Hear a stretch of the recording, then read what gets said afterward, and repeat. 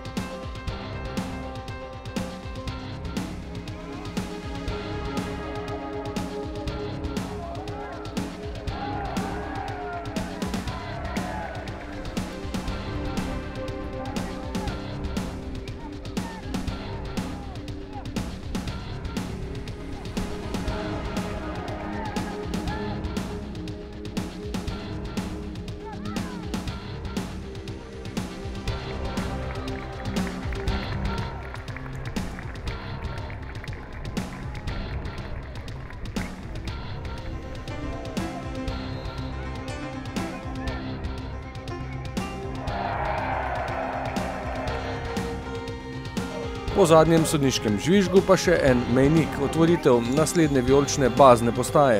Zdaj že četrte po vrsti. Zavest o pripadnosti vijolični barvi se širi z nezmanjšano hitrostjo. Na različne konce države bazna postaja Bar in igre Ludo bo odslej pomenila uradno zbirališče vseh, ki ne skrivajo simpatij do mariborskih nogometašev. V nedeljo so jih spoznali in gostili v svojem kraju, ob naslednjih priložnostih bodo le še dodatno povečevali število udeležencev domačih in evropskih spektaklov v Ljudskem vrtu.